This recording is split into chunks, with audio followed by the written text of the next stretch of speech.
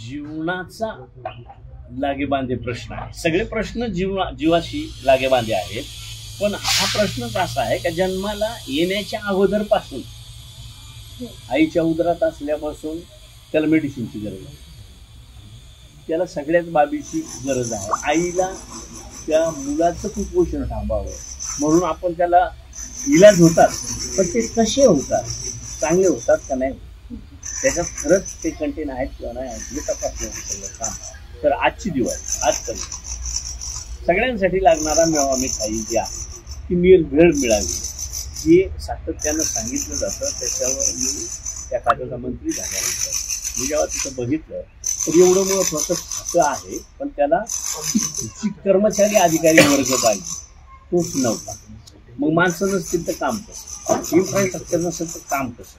आणि म्हणूनसाठी अगदी 3 लॅब पूर्ण राज्यासाठी आपण पुन्हा 3 लॅबचं काम घेतलं का जे पूर्वी मंजूर होतं पण त्याला गती नव्हती.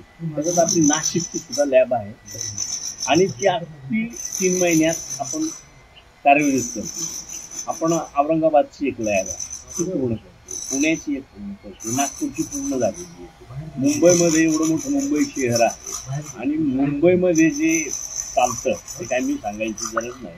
खूप चुकीच्या पद्धतीनं भेसळीचं वगैरे कार्यक्रम होत असतो आणि ते तपासायचं. तर मी गेलो त्यावेळेला मी विचारलं होतं बाबा आपल्याकडे इन्फ्रास्ट्रक्चर नाही, माणसं नाही, तर आपण काय काम करतो. कारण माणसं होती साधारण 46-47% एकूण पदांची आणि एकूण पदं सुद्धा आजच्या लोकसंख्येच्या प्रमाणात तेवढी पदं नाहीत. त्यावेळेस कधीतरी त्याचा आकृतीबंध तयार झाला होता. तो आकृतीबंधही मी आता सुधारवतोय आणि 22 साली MPSCनं काही FSOची एक्झाम घेतली होती 22 साली. तेव्हा तर काय हे नव्हतं, मला तर काही माहिती नव्हतं डिपार्टमेंट. तर तिथं गेल्यानंतर समजल्यावर मी MPSCच्या मागं लागून आमचे अधिकारी आम्ही सगळ्यांनी पाठपुरावा करून 197 आणि 8 जवळपास 204 लोक ड्रग्ज आणि फूड अशी मिळून 204 लोकांची भरती प्रक्रिया पूर्ण करून घेऊन त्यांना 6 जूनला मी आदेश दिले सगळ्या मुलांना. ती मुलंही खुश झाली. ह्याच्यापेक्षा ते कामात येतील. आता 3 महिने त्यांना ट्रेनिंग होतं.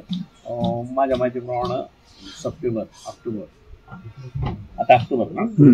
ऑक्टोबरला ते कामावर रुजू होतील का ते आता ट्रेनिंगला आहे.